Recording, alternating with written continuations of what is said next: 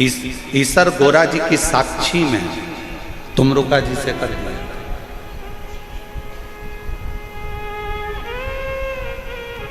और ईसर गोरा जी की साक्षी में चंचुला देवी ने प्रश्न किया था कि एक संसार की जन्म लेने वाली एक नारी, संसार में जन्म लेने वाली एक स्त्री, संसार में जन्म लेने वाली एक कन्या, संसार में जन्म लेने वाली एक लड़की के जीवन का सबसे बड़ा धन कौन सा? कौन सा धन?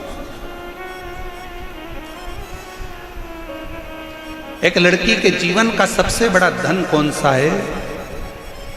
और दुनिया के लोगों ने शिव महापुराण को अच्छे से अध्ययन नहीं करा तो उन्होंने बहुत कुछ छुपाया। कई लोगों ने तो शिव पुराण को जाना भी नहीं सही से और उस पुराण पर लोगों ने आक्षेप भी लगाया। कौन सा धन एक लड़की के लिए, एक महिला के लिए, एक स्त्री के लिए चंचुला देवी पूछती है कि एक स्त्री का सबसे बड़ा धन कौन सा है? और आप सब आश्चर्य करेंगे कि गुरुजी ऐसी बात करते हैं कि दुनिया का सबसे बड़ा धन एक लड़की के लिए, एक स्त्री के लिए, तुमरुका जी ईसर और गोरा जी की साक्षी में कहते हैं दुनिया का सबसे बड़ा धन एक लड़की के लिए, एक स्त्री के लिए शिक्षा है और उससे अच्छा धन दुनिया में कोई नहीं। शिक्षा से बड़ा कौन सा धन होगा?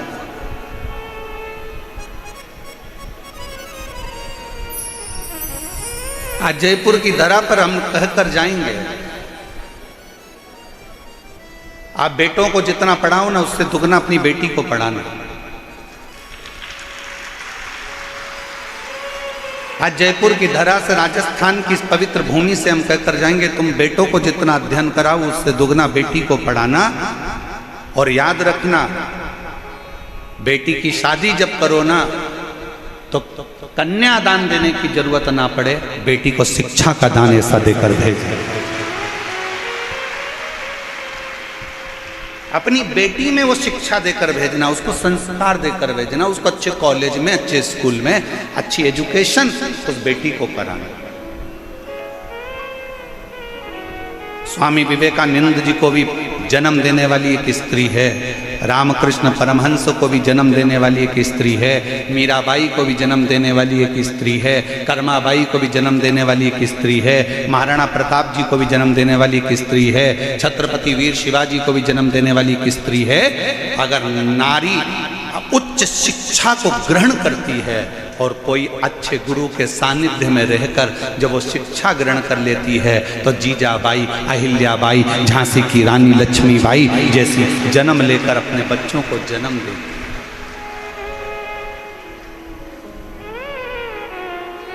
मत दो कन्यादान, तुम कुछ भी कन्यादान में तुम्हारा मन पड़े, फ्रिज मत देना, कूलर मत देना, एसी मत देना, डनलप का गद्दा मत देना, सोफा सेट मत देना, पलंग मत देना, तुम बेटी की कन्यादान में कुछ मत देना। पर बेटी से निवेदन है कि आप अपनी बेटी को इतना पढ़ाओ, इतना अध्ययन कराओ, इतनी विद्या अध्ययन कराओ कि उसको, उसकी शिक्षा ही उसका कन्यादान, उसकी शिक्षा उसका कन्यादान। क्या है? रतन। ईसर गोरा जी की साक्षी में जरा विचार करिएगा, कितना सुंदर प्रसंग आया है। आपको मालूम है कन्याकुमारी गए हो कभी? कौन कौन गया? हाथ उठाओ जरा। गए हो? कन्याकुमारी में कन्याकुमारी माता का मंदिर है कि नहीं? जम के बोलो जरा। है ना? क्यों है? किस लिए? ये शिव महापुराण की कथा कहती है जब बाणासुर ने पार्वती जी के भाई को गलत संगत में लेकर चले गया और गलत संगत में पार्वती जी के भाई को जब गलत संगत में लेकर गया और उसको गलत संगत में डालकर एक दिन माता पार्वती के भाई हिमालय राज के पुत्र का जब संहार कर दिया, संहार कर दिया, उसने नहीं मारा पर उसने अपनी चाल से, अपनी रचना से उसने पार्वती जी के भाई को मरवा दिया, हिमालय राज के पुत्र को मरवा दिया।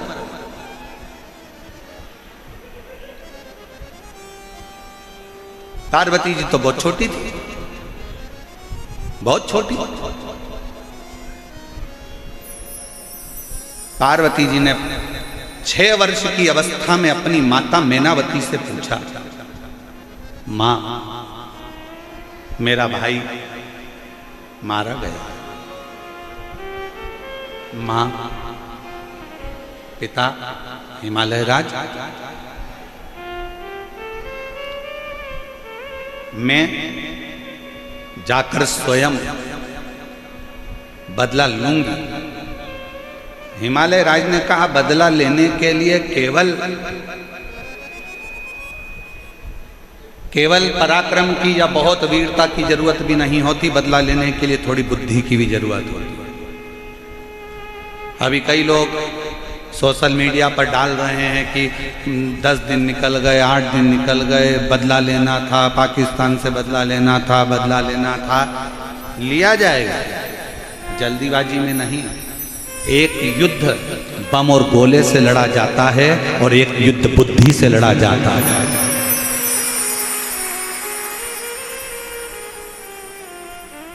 एक युद्ध हथगोलों से लड़ते हैं, एक युद्ध बंदूकों से लड़ा जाता है, तोपों से लड़ा जाता है, गोलियों से लड़ा जाता है, और एक युद्ध बुद्धि से लड़ा जाता है।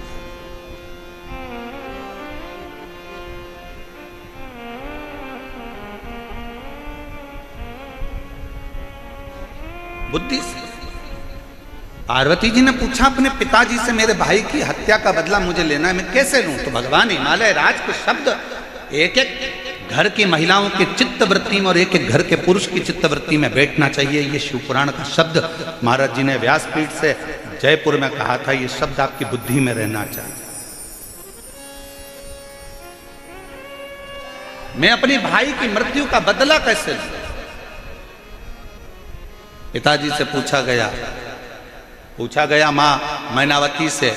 पिताजी ने कहा, तलवार उठाकर जाओगी और मार दोगी, इससे बदला नहीं होगा। तुमने आक्रमण कर दिया, इससे बदला नहीं होगा। थोड़ा बुद्धि से भी बदला लिया जाता, शांति से भी बदला लिया। थोड़ी धीर धरो, मन घबराओ नहीं, प्रभु मिलेंगे कभी ना कभी। क्यों चिंता करती हो?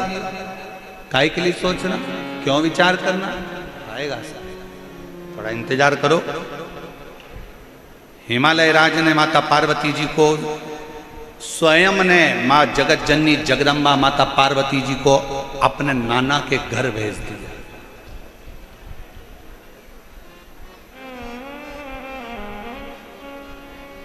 पार्वती जी को अपने नाना के घर भेजा।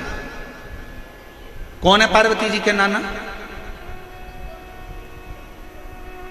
मैनावती के पिताजी कौन है? पितृलोक में रहने वाले पितर, क्योंकि पितरों की 3 लड़कियां थी, मैना, धन्या और कला। विद्येश्वर संहिता शिव महापुराण में वर्णन किया गया।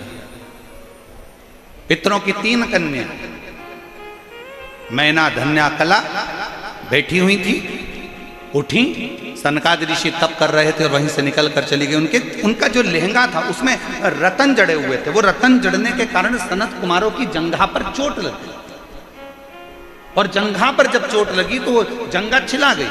सनत कुमार को क्रोध आ गया और उन्होंने क्रोध में आकर कह दिया कि तुम पितरों की 3 बेटियां हो, पितृलोक में रहती हो, और पितरों के धाम में रहने के बाद भी, जहाँ इतनी शिक्षा है, जहाँ इतना अध्ययन है, और वहाँ रहने के बाद भी तुम मेरा अपमान कर दी। मैं तुम्हें श्राप देता हूँ कि तुम मृत्यु लोक में जन्म लोगी, तीनों की तीनों मृत्यु लोक में जन्म। तो तीनों ने क्षमा मांगी, हमको क्षमा कर, हमारा कल्याण कैसे होगा? तो कहा, तुम तीनों पृथ्वी पर तो जन्म लोगी, पर तुम तीनों की गोद में 3 देवियां खेलेंगी। मैना की गोद में पार्वती जी खेली, धन्या सुनैना बनी जिनकी गोद में सीता जी खेली, कला कीर्ति बनी जिनकी गोद में राधा जी खेली। ये 3 कन्या 3 देवियों की गोद में खेली। और कथा के दूसरे दिन आपको कहा था कि बच्चों का सबसे बड़ा शिक्षा का केंद्र अगर कहीं पर है तो घर के बुजुर्गों के पास में है। दादा दादी अपने पोता पोती को सिखा देते हैं अगरबत्ती पकड़ना, दादा दादी अपने बच्चों को सिखा देते हैं पोता पोती को आरती करना।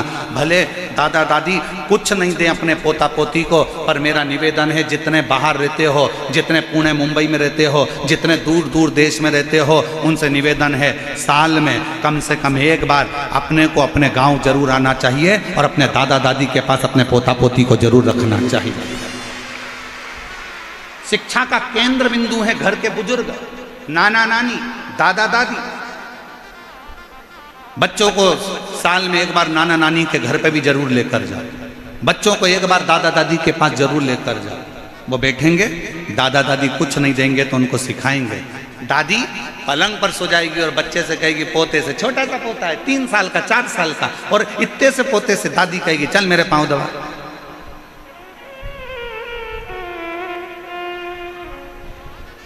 चल मेरे पांव दबा। अब पोता कितना बड़ा है, जम के बोलो जरा, कितना बड़ा है? 4 साल का, 3 साल का। इतने में तो माँ को गुस्सा आ जाता है, मम्मी तुम्हें शर्म आना चाहिए, इतना सा लड़का मेरा और तुम पांव दबा रही हो। अरे मम्मी को तो खुश होना चाहिए कि आज दादा दादी अपने बच्चे को संस्कार दे रहे हैं कि बुजुर्ग अवस्था जब तुम्हारे माँ बाप की आए तो उनके पांव दबाना मत भूलो। पर आज की बहुओं का मुंह फूल जाता है, आज की बहुओं का मुंह में ना जाने क्या हो गया कि उनका मूड ऑफ हो जाता है। मम्मी तुमने मेरे बच्चे से पानी मंगवा लिया, मम्मी घर में क्या नौकर नहीं थे, मेरा बच्चा नहीं ला। अरे दादा दादी अगर बच्चे को पानी लेना है, रसोई घर में भेज रहे हैं, तुम खुश होना। दादा दादी बच्चे से कह रहे हैं मेरे को बाम लगा दे, खुश होना। दादा दादी अगर बच्चे से कह रहे हैं कि मुझे दवाई ला दे, खुश होना। दादा दादी अगर तुम्हारे बच्चे से, तुम्हारे पति से नहीं, तुम्हारे घर के पोता पोती से अगर कह रहे हैं, ए बेटा मेडिकल चले जा सामान ला दे, ए बेटा सब्जी लिया, तो गुस्सा मत होना। दादा दादी उस बच्चे को सिखा रहे हैं कि जिस दिन तेरे माँ बाप बूढ़े हो जाएंगे तुझे इसी तरह से सेवा करना है जो आज मेरी कर रहा। पर हमारी रीत उल्टी हो गई साहब, हमने उल्टा सोचना चालू कर दिया। मम्मी मेरे बच्चे को काम मत बता, मम्मी मेरे बच्चे को काम मत बता। वो जेठानी का बच्चा उसको बताओ, देवरानी का बच्चा उसको बताओ, मुझे मेरे बच्चे को मत बताना। मेरे बच्चे से पाँव दबा, छोटे से बच्चे को दादा दादी नाना नानी काम बताएं, तुम प्रसन्न होना, वो समझाएं प्रसन्न होना। क्योंकि नाना नानी और दादा दादी आपके बच्चे को कुछ नहीं देंगे तो अच्छा संस्कार जरूर देकर जाएंगे और वो आपको श्रेष्ठ बनाकर। बुरा मत मानिए। और यहां अगर कोई जीजियों को मेरी बात का बुरा लग रहा हो तो मैं क्षमा चाहूंगा इस बात के लिए। अगर हमारी वाणी से अगर आपको ठेस पहुंच रही हो ना तो क्षमा चाहूंगा। पर निवेदन है, दादा दादी के पास, नाना नानी के पास बच्चों को लेकर जाए, लेकर जाए जरूर। उनको जो शिक्षा मिलेगी वो दुनिया में कहीं नहीं मिलेगी। शिव महापुराण की कथा कहती है पार्वती जी को उनके नाना जी के घर शिक्षा ग्रहण करने के लिए भेजा था। अगर तो कोई तुमसे पूछे कि पार्वती जी के गुरु कौन थे तो कह देना उनके नाना नानी। पितरलोक में जो विराजमान थे वो उनके नाना नानी स्वयं गुरु थे। पितृलोक में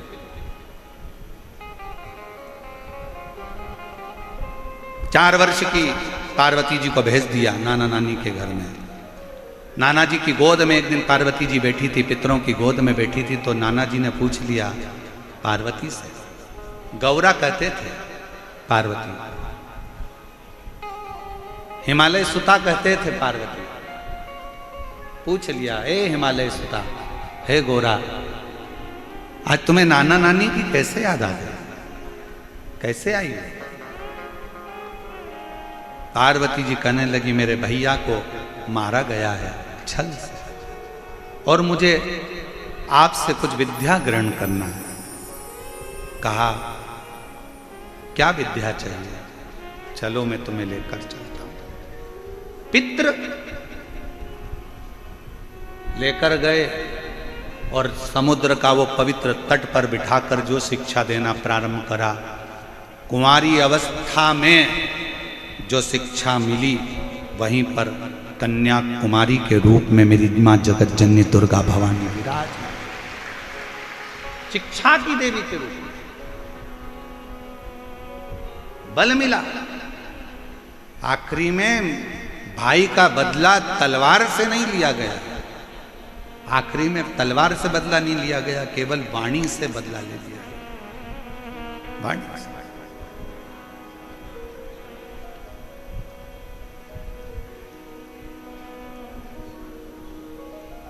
एक नाना नानी क्या देंगे बच्चों को? एक बेटी का बाप अपनी लड़की के कन्यादान में अगर कुछ देना तो हमारा निवेदन है कि वस्तु से ज्यादा ध्यान रखना अपनी बेटी के कन्यादान में। ओ मेरी जीजियों, जयपुर की मेरी माताओं, जयपुर की मेरी जीजियों, मेरे जीजाओं, मेरी बेटियों, बेटाओं, मेरी माताओं, मेरा निवेदन है अपनी बेटी के कन्यादान में कुछ देना, कहीं मत देना, ये आपकी मर्जी है। पर आज व्यासपीठ से ये सीख कर जाना कि मैं अपनी बेटी को अच्छे स्कूल में पढ़ाऊंगी, अच्छे कॉलेज में पढ़ाऊंगी, उसको अच्छी शिक्षा दिलाऊंगी, उसकी अच्छी एजुकेशन। चंचुला देवी ने पूछा कि मेरा परम धन, एक स्त्री का परम धन कौन सा? का शिक्षा, संस्कार, श्रेष्ठ संस्कार। और शिक्षा की मूलता ही यह कहती है कि जहां विवाद हो रहा हो वहां से दूर हटते चले जाओ। शिक्षा की मूलता कहती है जहां बखाड़ा खड़ा हो, जहां विवाद हो रहा हो वहां से दूर हटकर भगवत भजन में अपने चित्त को लगाओ। इसलिए अभी आपको कथा में कहा, भगवान से अगर मांगना तो दो चीजें भगवान से मांगना कि मेरी दवा और मेरा दुख, ये दोनों कम करते चले जाना, दोनों कम। दवा भी मेरी कम करिए और मेरा दुख भी कम करिए। ये दवा खाते खाते बहुत समय हो गया, मेरा दुख और मेरी दवा दोनों कम हो। उसी तरह वेद व्यास जी महाराज ने 18 पुराण की रचना करते समय शिव महापुराण को वो दवा का रूप दिया, वो दवाई बता दी शिव पुराण में। 18 पुराण में से शिव महापुराण को वो दवा बता दी कि ये दुनिया के कलिकाल का सारा दुख अगर कोई दिल से शिव महापुराण की कथा को जब सुन लेगा, दिल से जब वो श्रवण कर लेगा, तो उसकी जिंदगी में ना दवा की जरूरत पड़ेगी, ना कोई दुख आएगा, और वो भगवान की भक्ति में लगा रहेगा।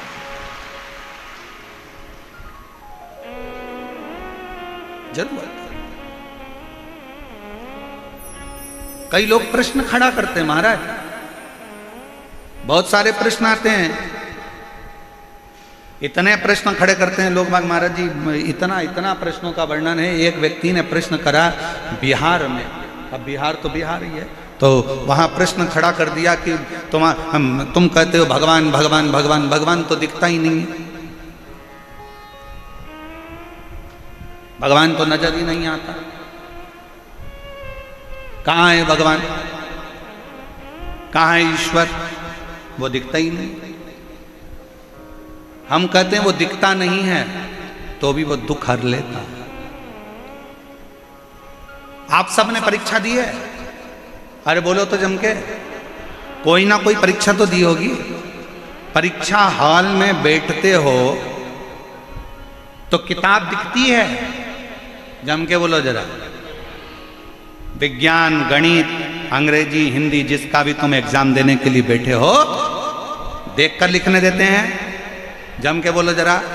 नहीं। सामने किताब होती है? नहीं।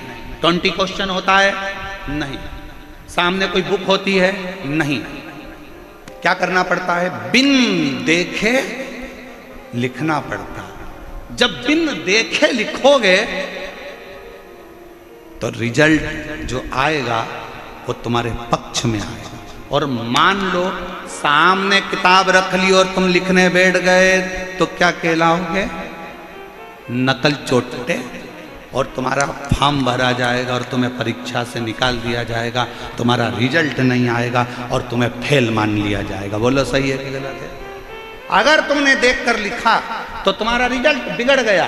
तुमने बस तुम्हारे सामने किताब नहीं है, कुछ नहीं है, सामने कोरी कॉपी है और तुम उस कोरी कॉपी पर अपना याद किया हुआ लिख रहे हो, उसको याद कर रहे हो, तो जो रिजल्ट आएगा उसमें तुम पास हो जाओगे। देखकर लिखा तो नकल कहलाएगी, तुम्हें निकाल दिया जाएगा। अगली परीक्षा में बैठना, 1 साल तक तुम परीक्षा नहीं दे पाओगे, तुम फेल हो जाओगे। लोग कहते हैं तुम्हारा भगवान दिखता नहीं है, हम कहते हैं वो दिखेगा तो फेल हो जाओगे, अगर नहीं दिखता तो पास हो जाओगे। वो नहीं दिख रहा है तो पास हो, उसको याद करो। परीक्षा हाल में याद किया जाता है, साइन थीटा से कॉस थीटा पर कैसे जाना है, कैसे क्या करना है, ये ध्यान दिया जाता है।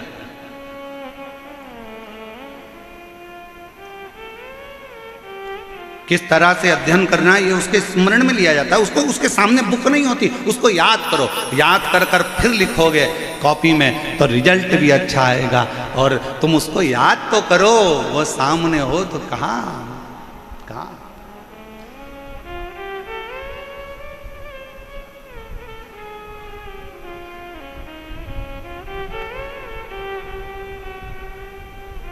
वो कहते हैं ना, बस एक आस उससे बंधी होना चाहिए, एक आस, एक आस उससे बंधी। वो तुझसे मिलने के लिए तेरी कसम, एक आस तुझसे मिलने के लिए कसम, एक मुलाकात जरूरी है। सही बताएं ना तो कल आप लोगों की दशा इसी गाने पर फिट थी। बिल्कुल यही गाना तुम्हारे ऊपर फिट हो रहा था। आंखों से आंसू ढल रहे थे महाराज। 3 दिन 4 दिन की कथा और बाबा हो दशा। बोलो कल आप लोगों ने कई जीजियों के आंख में ऐसे आंसू देखे होंगे जिनको कभी रोते नहीं देखा। वो भी कल शिव के लिए रो रहे थे, वो भी कल शिव के, उनकी आंख में जल भरा। कितनी वो कहा, कितनी बेचैन हूं मैं यार से मिलने के। कितना कितना भीतर से उस परमात्मा को याद किया है, उस परमात्मा को याद किया, इतना याद किया उस परमात्मा को। बस इसीलिए सामने अगर कोई नहीं भी है उसका स्मरण कर लो, दिल से उसको पुकार लो। श्री शिवाय नमस्तु, श्री शिवाय नमस्तु, श्री शिवाय नमस्तु, श्री शिवाय नमस्तु, श्री शिवाय नमस्तु, श्री शिवाय नमस्तु। उसको मात्र याद करो, मात्र। शिव महापुराण का एक चरित्र बड़ा सुंदर है। 12 ज्योतिर्लिंग में से एक ज्योतिर्लिंग को जागृत ज्योतिर्लिंग कहा जाता है। कौन सा ज्योतिर्लिंग? जागृत। और वो जागृत ज्योतिर्लिंग किसको कहते हैं? तो कहा बाबा केदारनाथ जी को। मेरे केदारेश्वर बाबा को जागृत ज्योतिर्लिंग कहा जाता है। इसके प्रमाण कितने हैं? प्रमाण कितने? भविष्य पुराण का एक संवाद बड़ा सुंदर है जागृत ज्योतिर्लिंग का, स्मरण करिएगा जरा।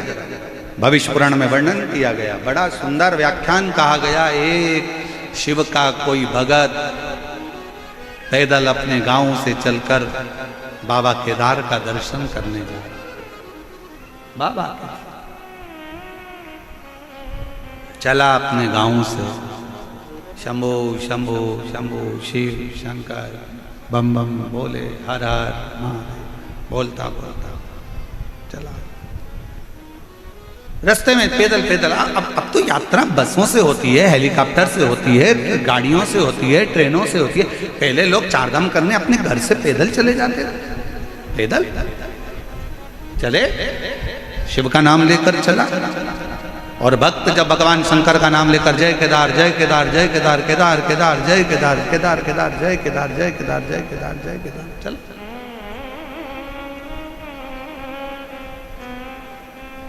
भविष्य पुराण का संवाद कहता है जब वो रास्ते में चलता चलता थक गया, बीमार पड़ गया, शरीर बेकार सा हो गया, बेकार सा।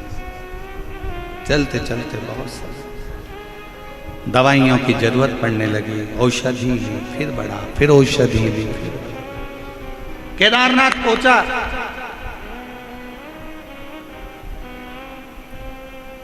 नीचे वाले कह रहे हैं जल्दी जाओ, आज केदारनाथ जी का कपाट बंद होने वाला, जल्दी जाओ।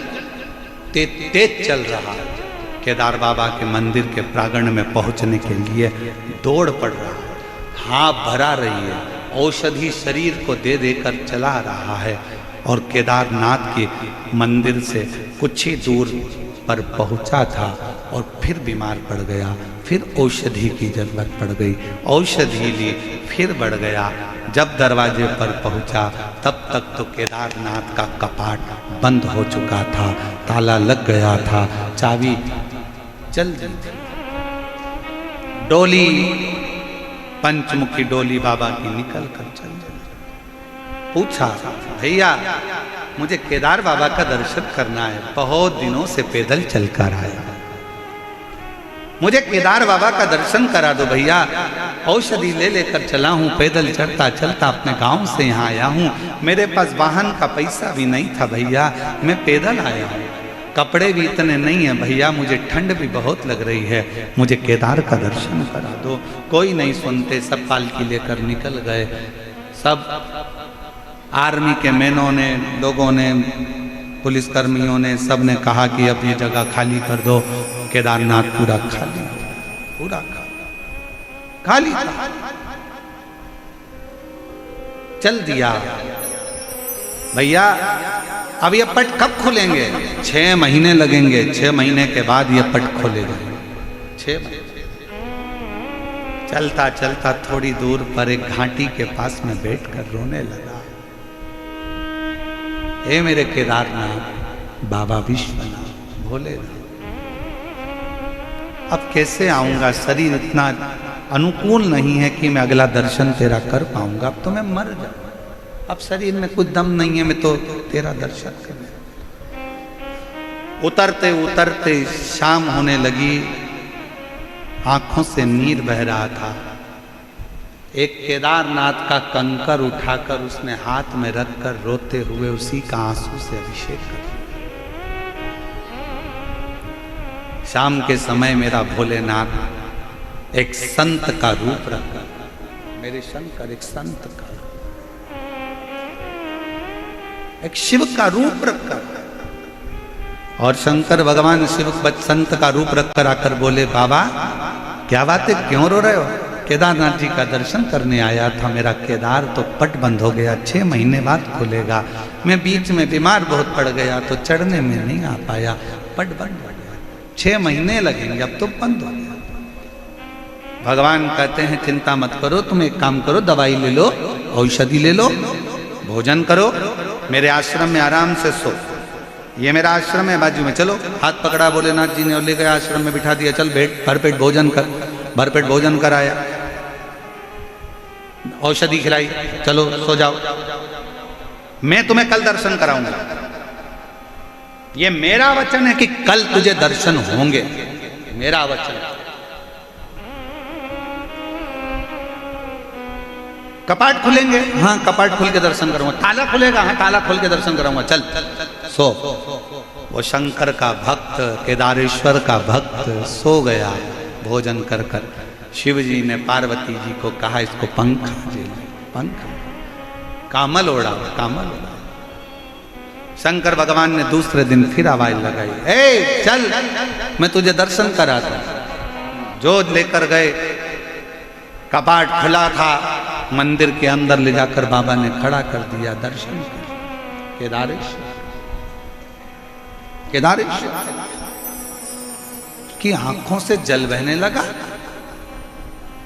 पंडित जी तो बोल रहे थे कि 6 महीने बाद कपाट खुलेगा, तुमने तो मुझे दूसरे दिन ही दर्शन करा दिया। शंकर भगवान तो कुछ नहीं बोले। एक साध्वी के रूप में एक सन्यासन कहती है, जिस दिन तू सोया था और जिस दिन तू उठा है, सोने के 6 महीने की नींद मेरे भोलेनाथ ने तुझे एक दिन में दे दी है। 6 महीने की निंद्रा तुझे एक रात्रि की निंद्रा लग रही है, और 6 महीने की निंद्रा पूर्ण कर कर तू विश्वनाथ मेरे केदारेश्वर बाबा का दर्शन कर रहा है। अगर विश्वास पक्का है, दुनिया में एक बात अपने अंदर उतार कर रखना, अगर तुम्हारी भक्ति और विश्वास अगर दृढ़ है तो तुम्हें मेरे शंकर के मंदिर ढूंढने के लिए नहीं जाना पड़ेगा। शंकर तुम्हें ढूंढते ढूंढते तुम्हारे दरवाजे पर आए, शिव आए। और मेरे भोले तेरा सहारा है, मेरे भोले तेरा सहारा है, मेरी नैया का तू किनारा है, मेरी नैया का तू किनारा है। मेरे बाबा तुझे पुकारा है, मेरे बाबा तुझे पुकारा है, मेरी नैया का तू किनारा है। आप उसको बजते रहो, श्री शिवाय नमस्तुभ्यम बैठकर जपते रहो, तुम उसको पुकारते रहो, तुम उसके दरवाजे तक जाते रहो, तुम उसकी चौखट का स्मरण करते रहो। तुम्हारे घर के नजदीक में जो शंकर का मंदिर हो, सब दूर जाना छोड़ जाए, पर अपने घर के पास के शंकर के मंदिर जाना मत छोड़ना, वहां जाते रहो, जाते रहो, उसका फल मिलेगा। एक पत्र अच्छा है।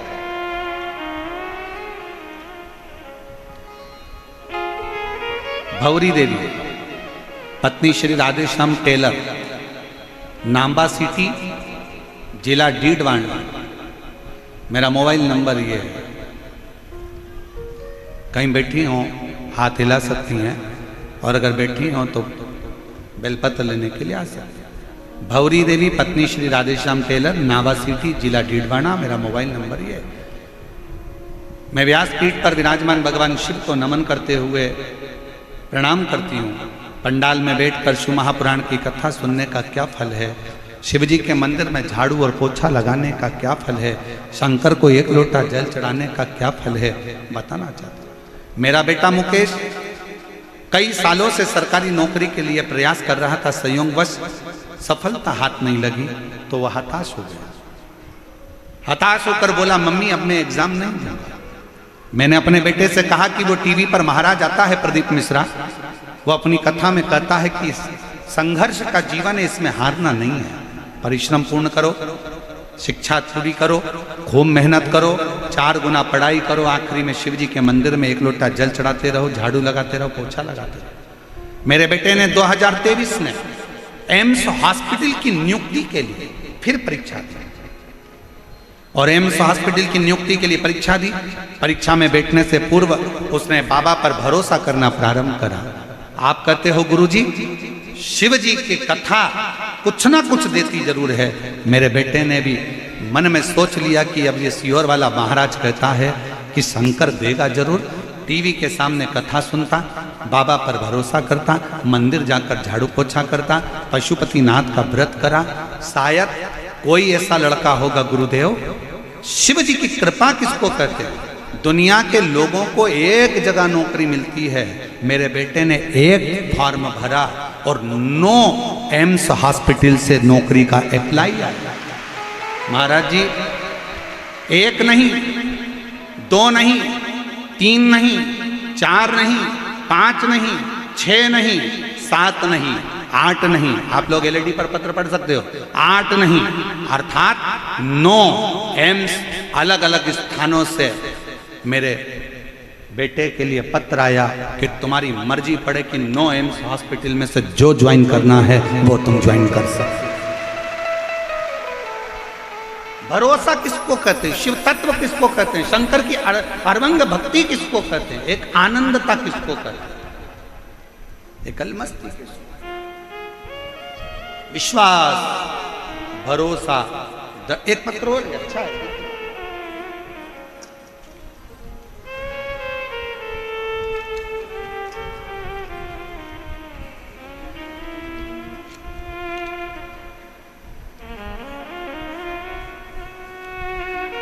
मेरा नाम कविता कंवर, पत्नी फूलदीप सिंह कंवर।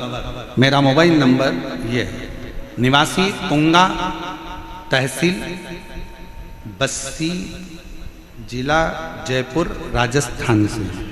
मेरा मोबाइल नंबर ये है। कहीं बैठी हो तो हाथ हिला सकती हैं, एक बेलपत्र लेने आ सकती है। पत्र को एलईडी पर आप लोग पढ़ सकते हैं। मेरा नाम कविता कंवर, पति का नाम फूलदीप सिंह कंवर। मेरा मोबाइल नंबर ये है, तुंगा, तहसील बस्ती, जिला जयपुर, राजस्थान की रहने वाली हूँ। गुरुदेव, मेरे चेस्ट में एक गठान हो गई थी। डॉक्टर को दिखाया तो डॉक्टर ने उस गठान की जांच के अंकुर बताया कि ये अच्छी नहीं है, इसका ऑपरेशन करा लीजिए और उसके बाद में फिर दवाइयों के अनुसार आप चलते रहे। ये गठान तुम्हारे चेस्ट में ठीक नहीं। मैं घबरा गई। डॉक्टरों ने कह दिया कि इसके ऑपरेशन की बहुत ज़रूरत है। हम लोग परेशान हो गए और डॉक्टर कह रहा है कि ये गठान ठीक नहीं है, इसका ऑपरेशन शीघ्र से शीघ्र कराओ। तभी मेरी एक बहन ने कहा तो चिंता मत कर, टीवी पर शिव पुराण की कथा आती है, डॉक्टर से दवाई ले। सियोर वाला महाराज कहता है कि डॉक्टर भी शंकर का एक रूप होते हैं, वो जैसा बोले वैसा कर। ऑपरेशन की तारीख भी लेकर आ, दवाई भी लेकर आ। डॉक्टर ने ऑपरेशन की तारीख दे दी, दवाई लेकर आ गए और ऑपरेशन की तारीख का इंतजार करते। उससे पहले मेरी जीजी ने कहा कि अपन सब सीहोर चलते हैं, वहाँ से कंकर शंकर की पूजन कर कर रुद्राक्ष लेकर आते। रुद्राक्ष लेकर आए, पानी में गलाते, शिव जी को चढ़ाते, पानी पीते और बाबा के मंदिर में झाड़ू लगाती, पोछा लगाती, बाबा का श्रृंगार करती और बाबा का श्रृंगार कर कर जल लेकर नंदी के पास बैठकर शिव जी से प्रार्थना कर कर पी लेती। उसी जल को थोड़ा सा चेस्ट पर लगा लेती। 5 बार मंत्र श्री शिवाय नमस्तुभ्यम का नंदी के कान में बोल कर आती और बाबा से कहती मेरी दुख को मिटाना, बड़ी बीमारी के चांस बताएं।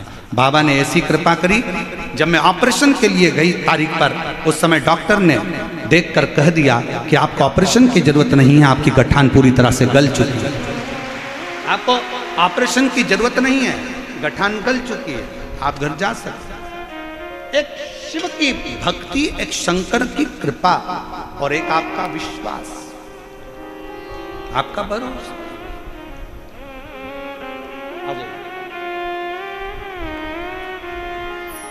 और शंभो शरण पड़े मांगो घड़ी। हमारे बीच में माननीय गोपाल शर्मा जी विधायक महोदय जयपुर क्षेत्र से, एक बार जोरदार ताली बजाकर उनका स्वागत। दया करी दर्शन आपो, शंभो शरण पड़े मांगो घड़ी रे घड़ी, दुख काटो दया करी दर्शन आपो, शंभो शरण पड़े। आप जितना विश्वास शंकर पर करेंगे, शिव आपके सम्मुख में होंगे, उसका भरोसा, भरोसा। कितना भरोसा भविष्य पुराण कहती है, कितना भरोसा होगा उस शिव भक्त का जिसके लिए स्वयं शंकर भगवान अपना मंदिर छोड़कर बाहर आकर, अपने मंदिर से बाहर निकलकर और स्वयं कहते हैं कि तू आराम कर, विश्राम कर, भोजन कर, सो, कल मैं तुझे दर्शन कराऊंगा। और मेरे शंकर भगवान ने उसकी ऐसी नींद लगाई कि 6 महीने की एक रात्रि कर।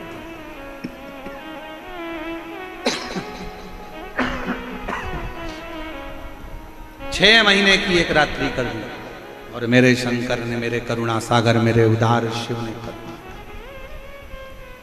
चंचुला देवी जब कथा को सुनने के लिए बैठी है, ईश्वर जी गोरा जी स्वयं यजमान बनकर कथा श्रवण कर रहे हैं, और चंचुला के सामने एक प्रश्न फिर आकर खड़ा हो गया।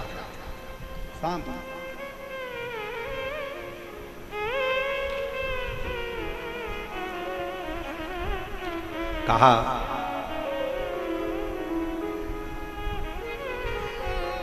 अच्छा जब जब प्रश्न आता है ना, तब तब शिव मुस्कुराते हैं, शंकर मुस्कुराते हैं। शायद आपको मालूम है कि नहीं मालूम, ये पता नहीं, परंतु एक बात हम बताएं ना, जब जब तकलीफ आती है ना, कष्ट आता है ना, दुख आता है ना, परमात्मा उस दुख को देखकर थोड़ा सा आनंद के साथ पार्वती जी से कहते हैं कि थोड़ा सा मुस्कुरा ले। पार्वती कहती है ये रो रहे हैं और तुम कह रहे हो मुस्कुरा ले। इनकी जिंदगी में कष्ट आन पड़ा है और तुम कह रहे हो मुस्कुरा ले। शंकर भगवान कहते हैं पार्वती जी, इसके दुख भाग्य में ढेर सारे लिखे हैं, अगर वो दुख इसके सामने आते जा रहे हैं, कटते जा रहे हैं, और ये शंकर का नाम ले लेकर वो दुख काटती जा रही है, तो समझ ले कि आगे इसका रास्ता क्लियर होते चले जा रहा है, ये बढ़ते चले। क्यों चिंता करना, क्यों विचार करना, क्यों सोचना, करना। दुख आए थोड़ा सा, घबराना नहीं है। कितना सुंदर कहा है, जब नया रास्ता आता है, नया मोड़ आता है, नया मोड़ आया तो तुम नए रास्ते पर आओगे, फिर नया मोड़ आया, फिर नए रास्ते पर आओगे, फिर मोड़ आया, फिर नए रास्ते पर आओगे, और जितने मोड़ आएंगे नया रास्ता मिलते जाएगा, और एक दिन वो मोड़ रास्ता आपको अपनी मंजिल तक छोड़ आएगा। चलते जाओ, रुकना नहीं है, बढ़ते जाओ, ठहरना नहीं है, आगे चलते जाना है, रुकना नहीं है, बढ़ते चलो, चलते चलो, बढ़ते चलो। और कृपा की ना हो जो आदत तुम्हारी, तो सुनी ही रे आदत तुम्हारी, गरीबों के दिल में जगह तुम न पाते, तो किस दिल में हो इबादत तुम्हारी। जरा विचार करिएगा, कौन भजता, कौन भजता, कौन स्मरण करता, कौन भजता? आपकी कृपा है, आपकी दया है, आपकी करुणा है, आपकी वात्सल्यता है, आपका स्नेह है, और आपकी वात्सल्यता, इसलिए ये सब कुछ हो रहा है। और सही कहे ना मेरी जीजियों, ओ मेरी जयपुर की जीजियों, मेरी बेटियों, मेरे बेटाओं, मेरी माओ, मेरे भाई, सत्य कहे ना, ये आपकी वात्सल्यता है, ये आपका प्रेम है शंकर के प्रति, इसलिए ये शिव महापुराण की कथा इसे दिव्य और भव्यता में चल रही। और बहुत ध्यान देना महाराज, बचपन और पचपन, ये दो अवस्था ऐसी होती है, इसको सावधानी से जीना है। कौन कौन सा? जम के बोलो, जम के बोलिए जरा। बचपन और पचपन। बचपन में कोई भी बात दिल में मत रखो, और उम्र 55 की हो जाए तो कोई भी बात दिमाग में मत रखो, तो आप जिंदगी मस्त जी सकते। 55 की अवस्था में जरा सी बात बहू ने ये बोला था और दिमाग में रख ली, बेटे ने ये बोला दिमाग में रख लिया, ननन ने ये बोला दिमाग में रख लिया, मामा जी बोले दिमाग में रख लिया, फूफा जी बोले दिमाग में रख लिया। 55 की अवस्था में जितना तुम दिमाग में भरते जाओगे तो अच्छे से जिंदगी नहीं जी पाओगे। यहां से सुना, यहां से निकाल। ये कानों में कुंडल काहे के लिए पहनते हैं? अरे जम के तो बोलो, कानों में कुंडल काहे के लिए पहनते हैं? और जैसे जैसे उम्र बढ़ती जाती है कुंडलों का जो छिद्र है वो बढ़ता चले जाता है। काहे के लिए पहनते हैं? पहनने का कारण केवल इतना है, फालतू की बातें आए तो इस कुंडल के छेद में से निकल कर बाहर चली जाए, अच्छी बातें आए तो हमारे कानों में प्रवेश करती चली जाए, तो हमारे जीवन का आनंद प्राप्त हो। बचपन और 55 दोनों अवस्था समझने की है। बचपन में कोई बात दिल में मत रखो, बचपन में मेरी मम्मी ने बड़े भैया को बहुत प्रेम करा, मुझे नहीं करा, बचपन की बात बचपन में छोड़ दो। और 55 की जब अवस्था आ जाए, 55 की आयु, जितनी भी 55 साल के लोग यहाँ बैठे हैं और जो आस्था चैनल पर सुन रहे हैं, जो फेसबुक यूट्यूब पर सुन रहे हैं, जो कथा को श्रवण कर रहे हैं, 55 की अगर आयु आ जाए तो फिर बात को दिमाग में मत लेना। बेटे ने क्या कहा था, बेटी ने क्या कहा था, मामा ने क्या कहा था, फूफा जी ने क्या कहा था। आग लगे बस्ती में, जम के बोलो जरा, आग लगे बस्ती में, अपन रहो मस्ती। क्या सोचना, विचार नहीं करना अपने को, छोड़ देना ये विचार।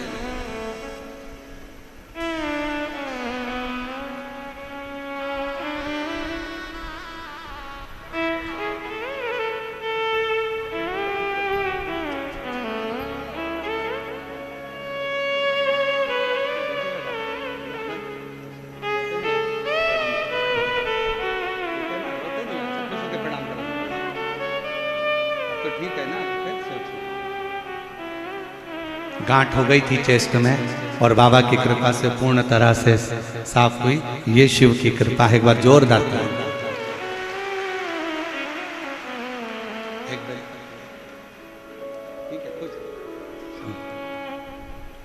शिव तत्व किसको कहते हैं, शंभु किसको कहते हैं,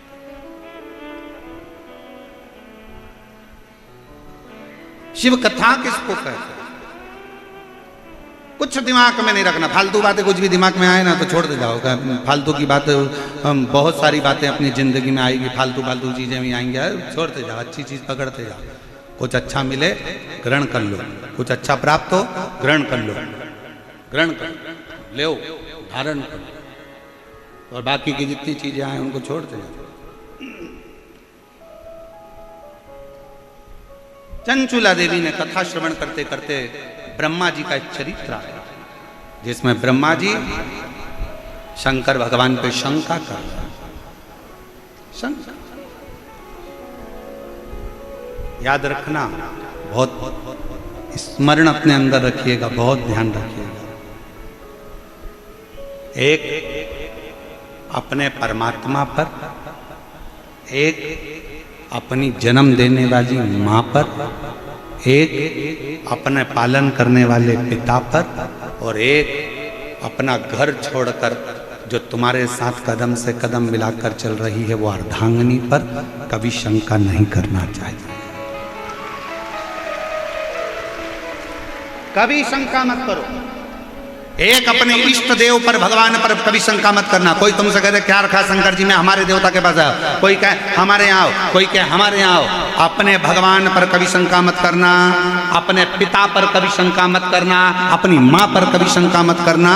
और जो अर्धांगिनी अपना घर छोड़कर तेरे लिए चलकर, तेरे लिए चलकर, अपना घर छोड़कर तेरे पास आई है दुल्हन बनकर, उस पत्नी पर कभी शंका मत करना। शंका हमारे जीवन को नष्ट कर, हमारे जीवन को शंका नष्ट कर।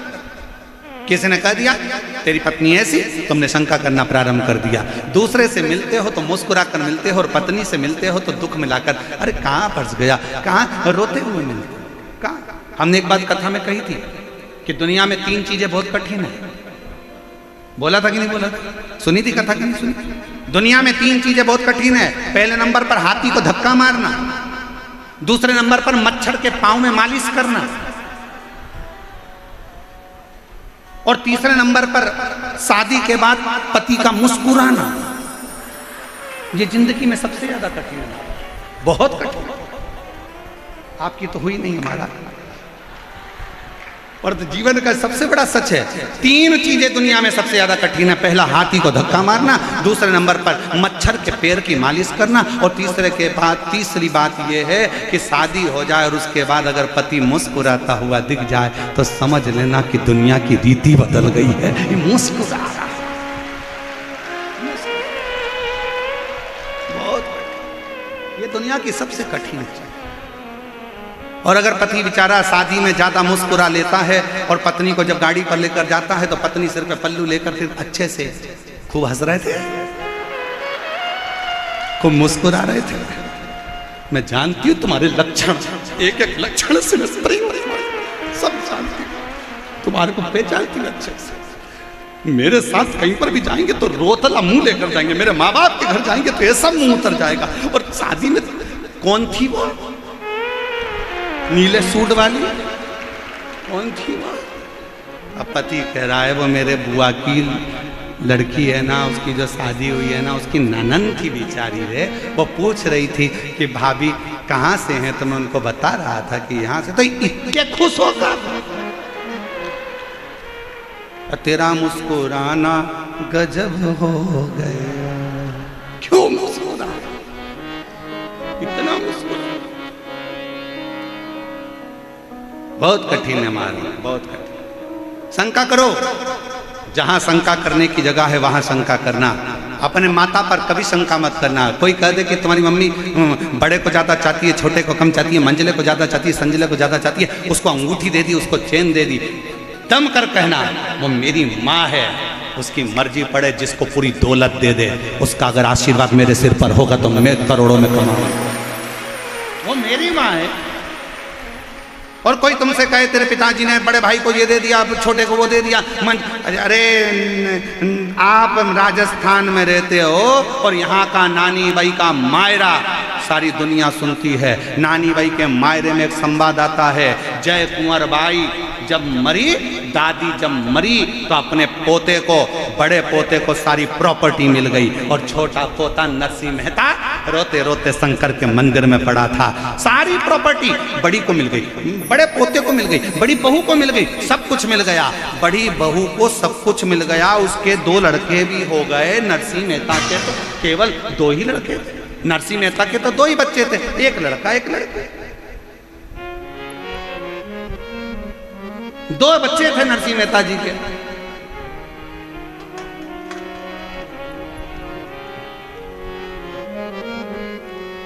और बड़ी भाभी के यहाँ तो 2 लड़के लड़के हो गए, नरसिंह मेहता जी के यहाँ लड़की हो गई। कई लोग कहते हैं अरे लड़की किसी पैसे वाले के यहाँ हो जाती, गरीब बड़े के यहाँ लड़की हो गई, बेचारा कन्यादान कैसे करेगा? अरे तुम्हारे कहने से क्या होता है कि लड़की पैसे वाले के यहाँ हो जाती? कन्यादान का मौका भगवान उसी को देता है जिसने जिंदगी में बहुत सारे यज्ञ और अनुष्ठान करे।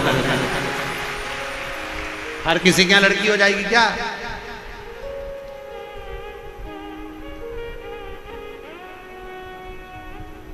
मौका देता है परमात्मा, हर किसी क्या हो जाएगा? किस्मत वाले हो, किस्मत। जिन जिन के घर में बेटी ने जन्म लिया है ना, आज घर पे जाके राई नॉन से नजर उतार कर पीछे फेंक देना, भगवान की बड़ी कृपा है मेरे घर में बेटी ने जन्म लिया है। और ठाठ से, और जितनी बेटियां मेरी यहाँ बैठी हैं और जितनी बेटियां आस्था चैनल पर कथा सुन रही हैं, मैं उनसे भी कहूँगा, बेटा, दुनिया के लोग कहते हैं बेटा माँ बाप का तर्पण करे, बेटा पिंडदान करे, बेटा तिलांजलि दे, तो माँ बाप करते हैं। पर शिव पुराण कहती है जिसके माँ बाप अगर बेटी का कन्यादान कर देते हैं, उस माँ बाप को पिंडदान की भी जरूरत नहीं पड़ती, वो तर जाता है। इसलिए बेटियों से निवेदन है, ऐसे मोटरसाइकिल सुधारने वालों से सावधान रहना। दूसरे का पेट्रोल डलवाकर, थोड़ी सी गाड़ी की एक्शन दिखाकर 10 रुपए का चाउमीन खिलाकर तुम्हें फंसाने का प्रयास करेंगे। इसलिए लव जिहाद से सावधान रहना और अपने माँ बाप पर भरोसा कर कर अपने माँ बाप को कन्यादान का मौका देना। अपने माता पिता को कन्यादान का मौका दीजिए। माता पिता है तो कन्यादान करे, जीवन की सार्थकता हो। थोड़ा सा बॉडी शॉडी देखी, थोड़ा फैशन मेशन देखा, 10 रुपए का चाउमीन खर्च कर दिया, 50 रुपए का पेट्रोल खर्च कर दिया, उतनी देर में 10-20 बार तुम्हारे मोबाइल में बैलेंस डलवा दिया, 60-60 रुपए का बैलेंस डलवा दिया, और उतने में तुझे ना देखूं तो चैन मुझे आता नहीं, तेरे सिवा कोई और भाता नहीं। बड़े आश्चर्य की बात।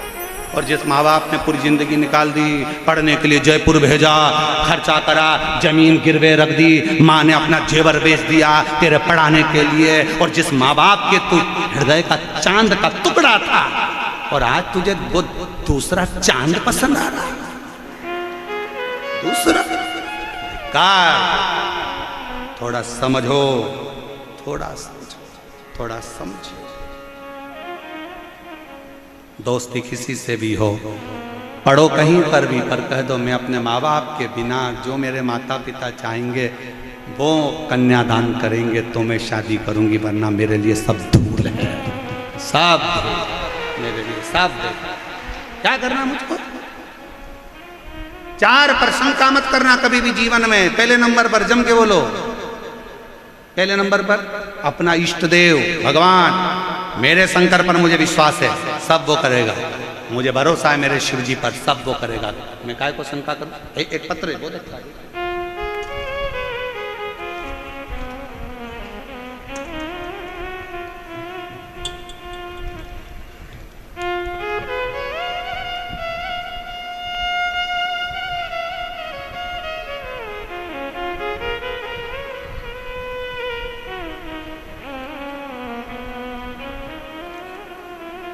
ममता बाबा मैं आबू रोड से आई हूँ। गुरुजी मैं, मेरा नाम ममता है, मैं आबू रोड से आई हूँ। कहीं बैठी हो तो हाथ हिला सकती हैं, आ सकती। मासिक धर्म आता था, बहुत पीड़ा होती थी। फिर मैंने डॉक्टर को बताया तो बोला कि गर्भाशय में एक नींबू से बड़ी गांठ हो गई। दूसरे डॉक्टर को बताया तो वो बोला कि नींबू जितनी गांठ है इसको निकलवाना पड़ेगा। तीसरे डॉक्टर को बताया तो उसने भी यही बोला कि इसका ऑपरेशन कराना पड़ेगा। चौथे डॉक्टर के पास गई, उसने भी यही बोला कि गांठ सेब जितनी बड़ी हो गई है, इसको निकालना। पत्र को एलईडी पर पढ़ सकते हो। गुरुजी कैसे करवाती ऑपरेशन? कोई करने वाला घर में नहीं था, घर में नहीं था। आपका कथा आस्था चैनल पर लगाया तो आपकी कथा आ रही है। गुरुजी पहली बार आपकी कथा सुनी, आप बोले किसी भी बीमारी हो शिवजी पर चढ़ा हुआ पानी पीना चाहिए, बेलपत्र खाना चाहिए।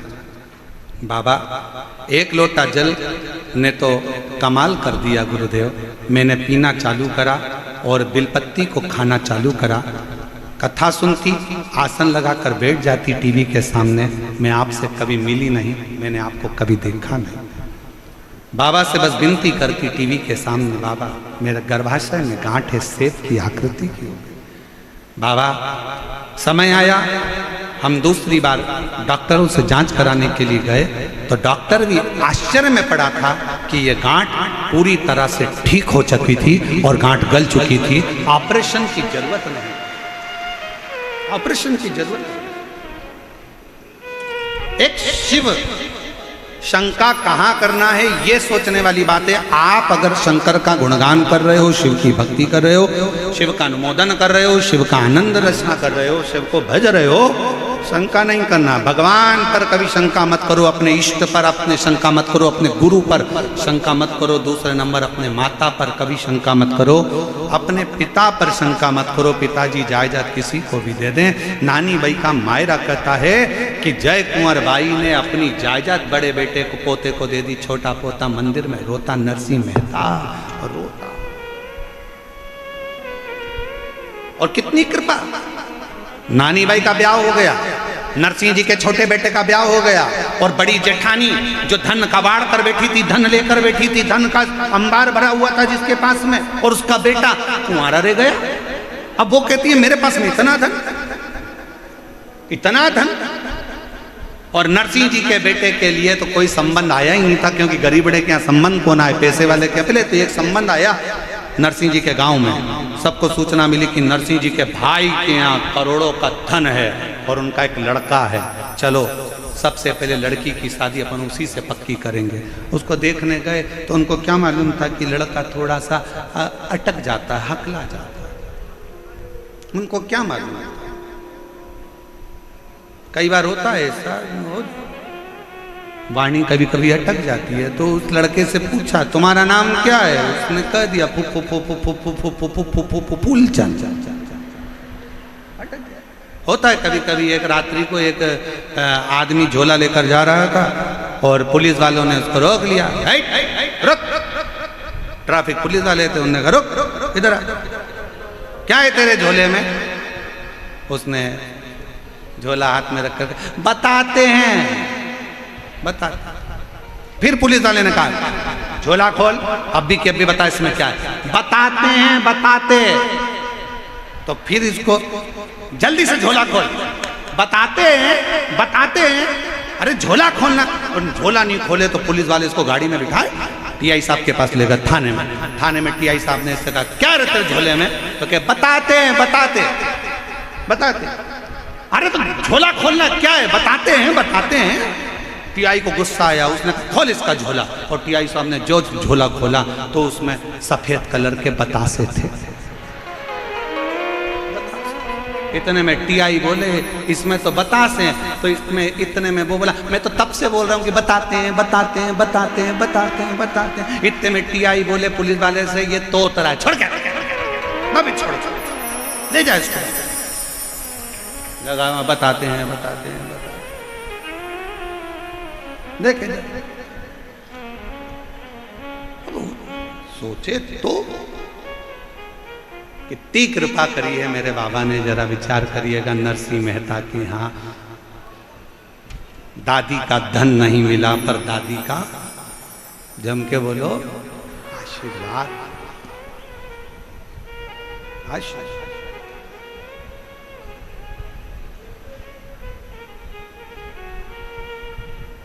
बस बहुत। और किस्मत का ताला यदि खोलना है तो भगवान की भक्ति में जितने रमोगे उतना शिव कृपा करता जाए, उतना।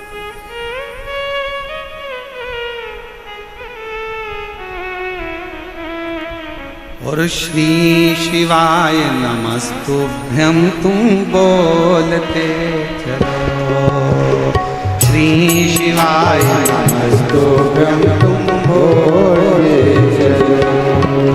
अपनी किस्मत का ताला अपनी किस्मत का ताला अपनी किस्मत का ताला तुम खोलते चलो। श्री शिवाय नमस्तुभ्यं तुम बोलते चलो, श्री शिवाय